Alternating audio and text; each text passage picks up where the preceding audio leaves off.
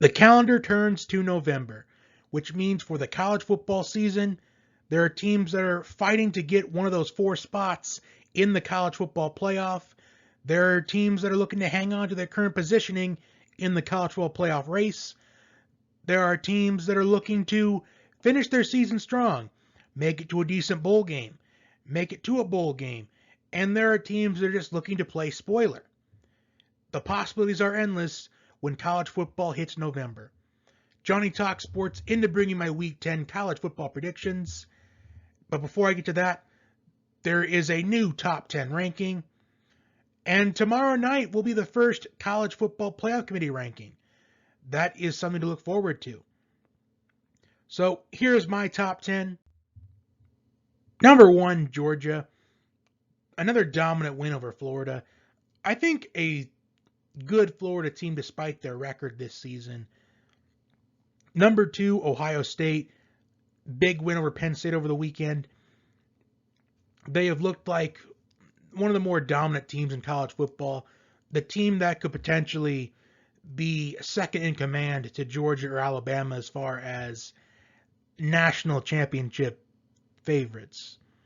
Number 3, Michigan State. Come from behind win against Michigan over the weekend. Number 4, Cincinnati. I know that the AP has Cincinnati at number 2, and I think the committee will probably put Cincinnati at number 2 or 3. I think there's no doubt about that. But I would probably lean towards them putting Cincinnati at 2. But I have Cincinnati at 4 right now. Number 5, Alabama. Number 6, Michigan. The loss they had this weekend, it's not going to define Michigan's season. Their season is not over by any means. They will get an opportunity to play Ohio State in the final week of the regular season. Number 7, Oklahoma. Number 8, Oregon. Number 9, Wake Forest. And rounding out my top 10, Notre Dame. So that is my top 10. So let's get to the Week 10 college football predictions. First game on tap, Liberty and Ole Miss. This is a game for you if you're a fan of quarterback play, because this is a battle between what I think are going to be the first 2 quarterbacks taken off the board in April's NFL draft. You got Malik Willis for Liberty, who's completing 66.7% of his passes. He's thrown for 1,986 passing yards this season, 21 touchdown passes and 6 interceptions, while also running for 684 yards and scoring 9 rushing touchdowns. And you got Matt Corral for Ole Miss, who has been a Heisman contender throughout most of the year. He did exit the Auburn game this past Saturday temporarily, but he did return to action. Corral is completing 66% of his passes for 2,202 passing yards, 15 touchdowns, and only 2 interceptions. And he is also ran for 519 rushing yards this season and 10 touchdowns. So this is going to be a great battle as far as quarterbacks are concerned. But a weakness that Ole Miss has had so far this season is the run defense. They gave up 211 rushing yards last week to Auburn. Also, Ole Miss isn't really that disciplined. They're the most penalized team in the FBS. So this is huge if you're Liberty, who is the underdog in this matchup without a doubt. If you can try to draw some penalties on Ole Miss, you've got a chance. But both these teams, they are really productive on first downs. While Liberty's defense is only giving up about 17.8 points per game, which is 13th in the FBS, this is going to be the best offense that they have faced all season long.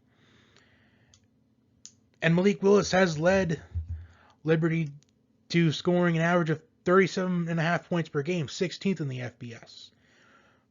But Ole Miss's offense, 12th in scoring offense. However, they're 84th in scoring defense.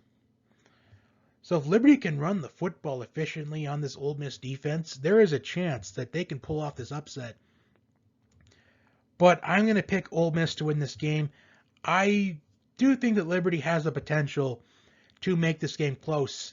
And I also do want to point out that this is Hugh Freeze's return to Oxford. So that is something to keep in mind as well. But I will pick the Rebels to win this one. Next game, Wake Forest and North Carolina. It has been a very disappointing year for the Tar Heels. They had high expectations coming into the year. They had a lot of hype. They were a team that could have been a sleeper as far as the college football playoff race is concerned, but right away they lost their season opener to Virginia Tech. But despite the disappointing season, Sam Howell has looked pretty decent. 2,192 passing yards, 19 touchdowns, 7 interceptions. And Josh Downs is fourth in the FBS in receiving yards this season. While for Wake Forest, who would have thought that Wake Forest would be the last undefeated team in the ACC? And Sam Hartman is leading the way. 2,475 passing yards, 22 touchdown passes, and only 3 interceptions. And the Demon Deacons are averaging 43.4 points per game, which is 5th in the FBS. North Carolina, on the other hand, 36.5 points per game on average, 22nd in the FBS. However, neither of these defenses are that good at all. Wake Forest, 100th in total defense, and North Carolina, 78th. However, a big key to this game is going to be third downs, because both these teams are excellent on third down. Wake Forest is 5th in the FBS in third down conversions, while North Carolina is 7th in the FBS in third down conversions. But the way I see this game, North Carolina is currently a 2.5-point favorite. But usually the home team usually gets about 3 points anyway. So the way that I could really see this game is this would be either being a pick'em or Wake Forest being a 1-point favorite, which is a really slight favorite. But North Carolina, they have had a disappointing year. And this is about finishing your season strong, getting to a decent bowl game, and playing spoiler. And North Carolina, they're going to treat this like their ACC championship game. And this is going to be, in my opinion, the strongest team that Wake Forest has played so far this season, despite the Tar Heels being a disappointment this season. But with North Carolina having the mentality of this being their ACC championship game, I think North Carolina is going to pull off this win. I think Wake Forest will be handed their first loss of the 2021 season. But no matter what happens, it has been a great run for Wake Forest. Nobody expected them to be the last undefeated team in the ACC conference. And they're in the top 10 in the rankings right now. But I think that's going to end this weekend, as I think North Carolina beats Wake Forest. Next game we have Michigan State and Purdue. And how about Kenneth Walker? 1,194 rushing yards this season. Second in the FBS, only behind Sean Tucker with Syracuse. Including 197 rushing yards last week and 5 touchdowns against Michigan. However, I think this is going to be a trap game for the Spartans. Because if Purdue quarterback Aiden O'Connell, if he can make plays down the field, I think Purdue has a really good shot at pulling off this upset. Because Michigan State is 103rd in total defense. And their pass defense is horrendous. There are 130 teams in the FBS. Michigan State is 127th in pass defense. So if there was a potential trap game this week for anybody, this would be it. And let's also keep in mind that Purdue has pulled off big upsets before.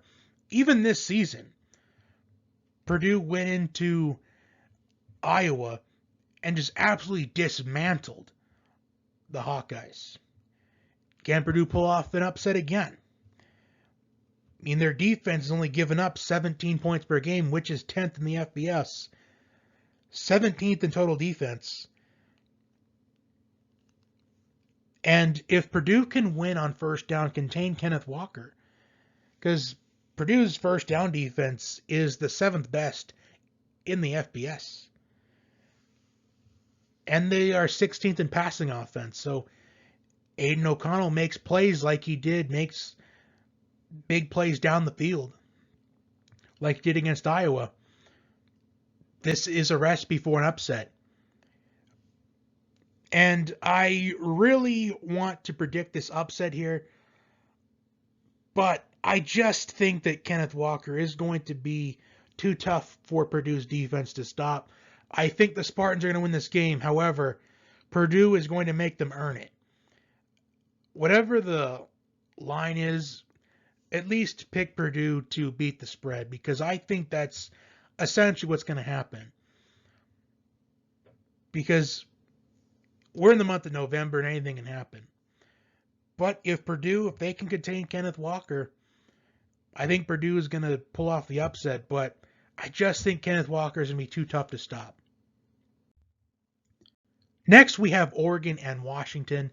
Oregon has been surviving and advancing lately in this college football season. They did pick up a dominant win over Colorado over the weekend, but again, it's Colorado. Colorado has the worst offense in all of college football. And for Washington, a disappointing year for them. However, this is a game that I would imagine that they have had circled all year long, because Washington was slated to play in the Pac-12 championship game last year, but the issue that we all were having to deal with in 2020, that affected them conference championship weekend. So ultimately they couldn't play in that game, and it was Oregon that took their place against USC in that Pac-12 title game, and then Oregon essentially beat USC and got all the way to the Fiesta Bowl. So I think Washington, they really want to beat Oregon. Mainly for those reasons. Plus, Washington, they're in a position to play spoiler, because one more loss from Oregon and they're eliminated in the College Football Playoff race. And I think it's possible that Washington can pull off this upset, because if they can move the football early in drives, because Oregon is 111th in first down defense. Oregon's running game has been propelling the Ducks these past few weeks, especially with Travis Dye. 7 rushing touchdowns in the last 3 games. However, Oregon's defense, they have gotten Oregon to 9th in turnover margin. But Washington's defense is still pretty solid. In fact, it's probably more than that.